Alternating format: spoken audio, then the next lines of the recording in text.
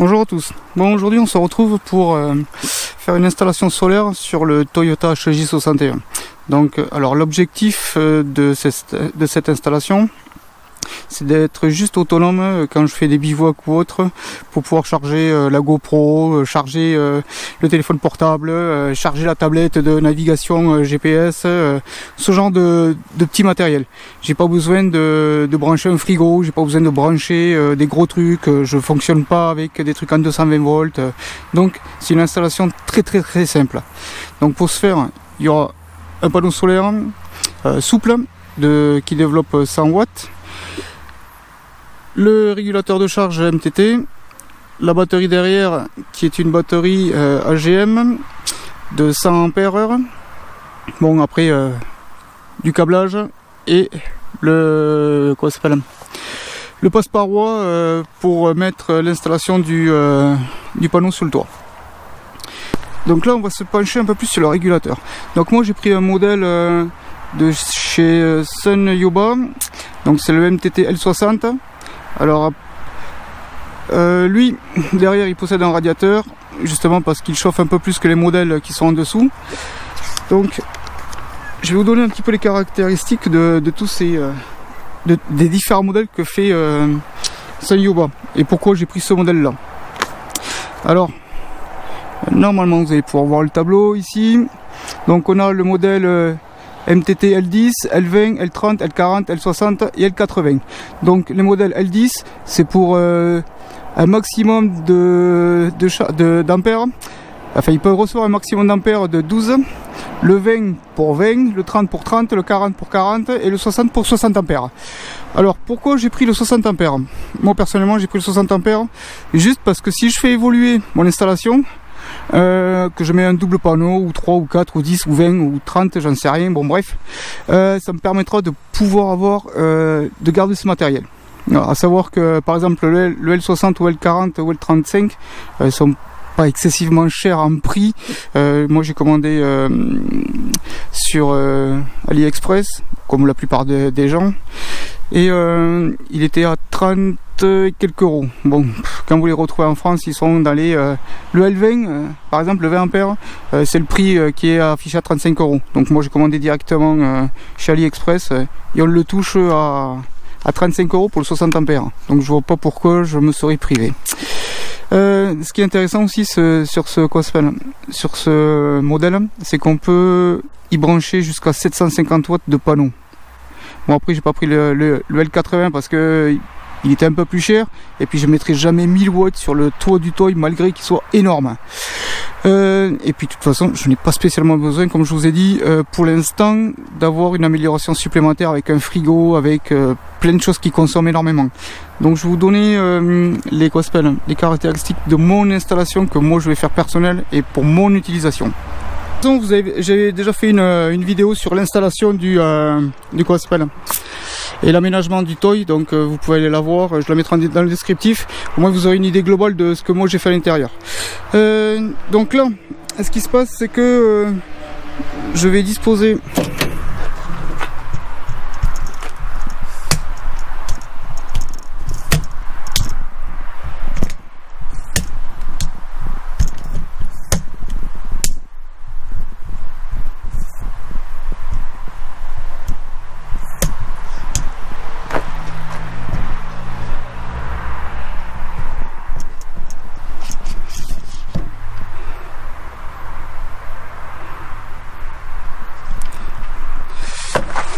donc moi ce que je vais faire c'est que je vais disposer ici là j'avais posé un tableau avec un filet que j'avais déjà présenté. En fin de compte je mettais 2-3 merdes, une veste, un machin et ainsi de suite. Donc je vais garder le système de la planche que j'ai mise justement pour pouvoir poser le panneau dessus MTT avec forcément dessus en dessous je vais y mettre des prises USB, des prises allume-cigare et d'autres sorties. Ça va me permettre de pouvoir avoir le panneau de contrôle total du panneau solaire ici. Alors sans faire exprès, la dernière fois que j'en ai fait mon aménagement, j'ai mis ce truc là de ce côté, ça m'arrange bien parce que de toute façon de l'autre côté je n'en aurais pas mis, et je vais pouvoir disposer le panneau ici. Donc la batterie après elle va venir ici elle. la batterie elle va venir ici, juste dans l'angle. Pourquoi dans l'angle? Parce qu'en fin de compte, comme vous pouvez le voir ici à cet endroit, enfin, je pense que vous voyez, j'ai la trappe pour le cric. De ce côté, j'ai la trappe pour mettre le liquide de lave-glace pour la lunette arrière. Donc la batterie en dessous, sous un petit coffre, elle sera posée dans un petit coffre. Ça me permettra d'avoir tout à distance. Donc par contre, j'ai un impératif. Le problème il est là, c'est que j'ai une grande galerie. Pour pouvoir charger tout et n'importe quoi sur le toy, et je pouvais pas poser le panneau solaire sur le toit, le coller ou autre, parce que quand je remets la galerie par dessus, forcément elle couvre comment ça s'appelle, le dispositif du toy, et ça me couvre le panneau. Donc installation, on va dire, peu rentable pour le prix et l'utilisation. Donc j'ai pris l'option de mettre le panneau solaire sur la galerie. Donc quand je voudrais enlever la galerie, hop, j'aurai plus qu'à déconnecter les prises qui seront fixées dessous, mais ça on verra au fur et à mesure, je vous montrerai de ce que je fais. Donc si j'enlève la galerie, le panneau solaire pourra être enlevé. Donc le panneau solaire pour la fixation ici, il va être fixé par tous les œillets qu'il y a, il y en a 6 en tout. Il va être fixé par les œillets au grillage du toy ici, ce qui me permettra de enlever le panneau solaire rapidement si j'ai besoin, ou d'enlever le panneau solaire et la galerie rapidement aussi. Donc un exemple tout bête, voilà, j'ai quelque chose de lourd à charger et de grand sur la galerie, le panneau solaire, je coupe juste les attaches que je vais faire et hop, je retire le panneau solaire, donc j'ai toute la galerie complète. Et si j'ai pas besoin, je laisse le panneau solaire. C'est le seul moyen que j'ai trouvé assez rapide pour pouvoir garder l'option du panneau solaire sur la galerie. Après bon, comme on peut le voir, ça me bouffe pas énormément le toit, parce que bon, du bout là-bas au bout à l'autre côté j'ai 1,50 m, et du bout ici au plus près du panneau solaire je suis encore à 2,50 m. Bon, j'ai un chargement monstrueux encore sur la galerie, sans devoir démonter le panneau solaire, pour donner un ordre d'idée. Donc voilà pourquoi j'ai pris cette option là. Et pourquoi ne pas laisser la galerie en permanence avec le panneau solaire? C'est tout simplement parce que ici là, vous pouvez le voir, c'est la hauteur de mon garage, en dessous là, hop, la porte. Si je laisse la galerie, l'auto il rentre pas dedans. Et même quand j'ai pas la galerie, à ce niveau là, il passe, mais alors juste. C'est compliqué. Donc cette option là me convient tout à fait pour pouvoir enlever la galerie ou pour enlever le panneau solaire. Un exemple, en hiver je fais pas de bivouac, donc le panneau solaire je l'enlève et ça évite qu'il s'abîme tout le temps en étant dehors ou autre. Enfin bref, voilà. Bon ben voilà, alors ouais, j'ai pas filmé l'installation parce que c'est long et c'est fastidieux. Passer du temps à regarder pendant des heures quelqu'un passer des câbles ainsi de suite, c'est pas très intéressant. Donc j'ai tout installé et maintenant je vous montre ce que ça donne. Donc comme je vous ai dit, le panneau il est posé sur la galerie, comme tout à l'heure je l'ai expliqué. Il est fixé à 6 endroits avec des riselants. Pour l'instant c'est que des riselants. Là ce que je vais faire c'est que je vais trouver des vis, hop, qui vont pouvoir me permettre de serrer sur la grille. Pour l'instant j'en ai pas, mais bon, de toute façon pour l'instant ça ne bougera pas, donc j'irai en chercher. Donc après, hop, on passe avec la sortie ici pour les câbles qui est étanche, donc c'est collé au Sikaflex, ça bouge plus ce truc là. Après, hop, ce que j'ai fait c'est que de chaque côté j'ai rajouté avec le contre-jour du soleil forcément, voilà, j'ai rajouté deux phares LED, ce qui me permettra le soir au bivouac de pouvoir avoir de la lumière si j'ai besoin. Alors on va passer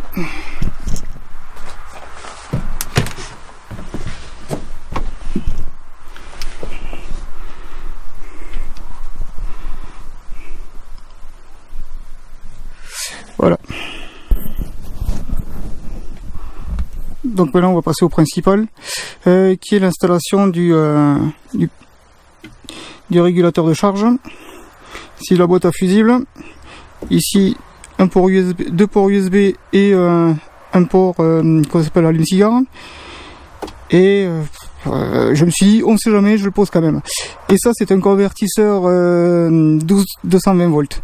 Bon, c'est pas un truc super puissant, c'est un truc qui fait 300 watts. Il y a de quoi poser dessus quoi ça s'appelle, un ordinateur portable pour le recharger ou l'utiliser en fonction. Donc, j'ai aussi installé pour le soir ici des LED, comme on peut le voir. Il y en a 3, ce qui donne ceci. Un éclairage. Bon, là forcément on n'y voit rien, mais ça fait un éclairage assez conséquent pour l'arrière de l'engin, ce qui me permet de pouvoir, à partir du lit, tout commander, justement pour pouvoir dormir tranquille et pouvoir éteindre et ainsi de suite. Donc on va passer un petit peu au régulateur. Hop, on va passer un petit peu au régulateur de charge.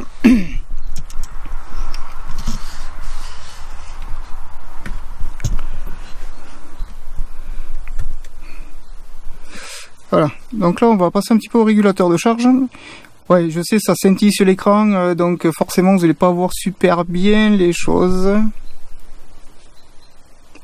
Vous n'allez pas voir super bien peut-être. Donc, alors le panneau, à l'heure actuelle, il est en train de charger la batterie, comme on peut le voir.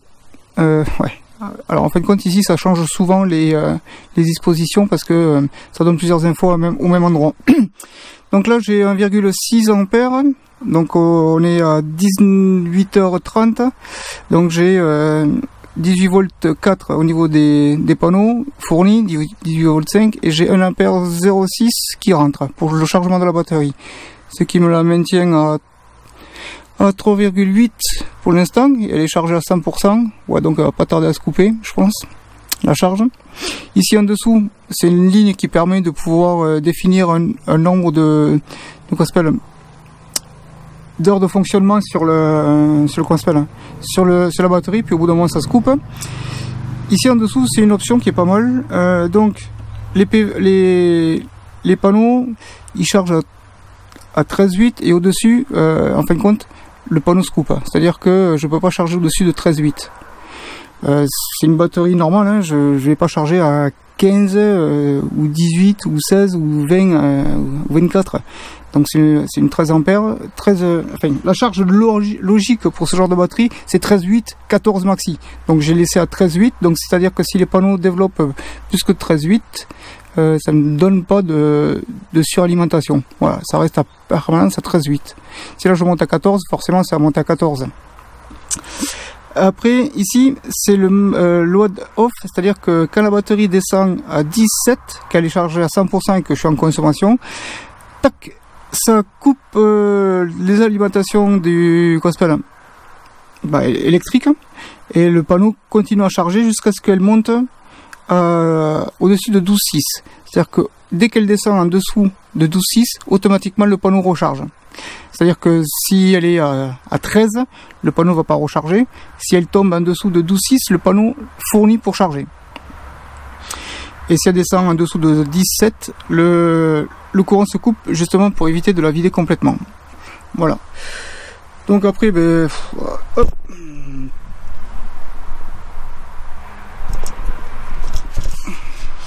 Donc après, ici, un fusible pour les petites LED en haut. Ouais, je sais, on n'a pas spécialement besoin, mais bon.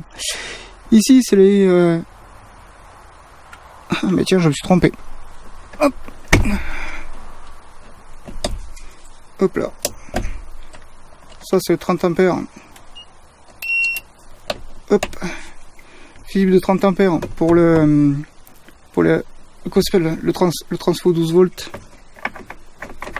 Pour le transfo 12 volts. Après, j'ai un circuit 10 ampères pour les prises allume-cigare qui sont ici. Enfin, les prises allume-cigare pour les prises qui sont ici.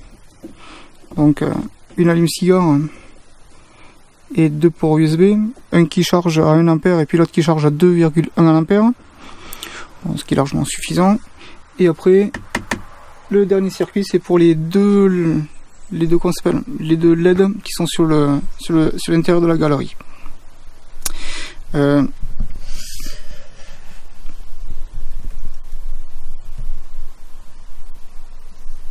Là, en ayant juste allumé par exemple les lampes, hop, raté, les lampes intérieures, extérieures, hop, on voit que je suis en consommation à 3 ampères 0,8. À savoir que comme je charge à 1 ampère 6, ça fait une surconsommation. Donc c'est-à-dire que je vais plus vider la batterie que elle va se remplir. Donc bon, ce qui consomme beaucoup, faut pas se mentir, c'est les deux spots de derrière. Hop, dès que je les coupe, là on redescend à 0,03 ampères. Donc là, ce que fournit les 1,6 ampères du panneau suffisent largement à la surconsommation, on va dire, du panneau. Bon, si j'allume tout avec le transfo, mais bon, le transfo il donne rien encore. Enfin, j'ai rien branché dessus, mais bon, il me dit que la batterie est à 75% lui, et l'autre il me dit que là-haut la batterie est à 74%.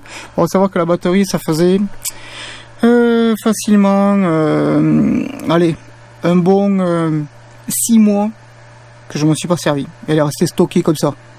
Donc et là ça fait quoi? Ça doit faire tout juste 1 heure que j'ai les panneaux qui sont branchés. Donc forcément oui, ça consomme un peu, enfin se vide facilement. Bon, de toute façon elle va se recharger complètement. Je vais y mettre un coup de chargeur intelligent là sur le 220 pour pouvoir recharger la batterie au taquet. Et après on verra ce que ça donne à l'utilisation dans le temps. Sinon le seul dernier point, hop, de toute façon on va tout couper, ça sert à rien de laisser allumer. Le dernier point, hop, c'est ici. Hop, le dernier point c'est ici, la batterie. Donc la batterie, pour l'instant elle n'est pas fixée. Hop, comme on peut le voir. Ben, je travaille toute la journée et puis là je suis en fin d'après-midi, on est à 18h30. Bon, je vais pas m'amuser à faire le caisson maintenant, je verrai ça demain. Donc forcément je ferai un petit caisson comme ceci, qui va complètement la fermer, justement pour protéger les pôles positifs et négatifs, qu'on puisse pas y accéder sans faire exprès à y toucher ou quoi que ce soit. Après pour le passage de câble, bon, ça c'est correctement fait, enfin pour moi.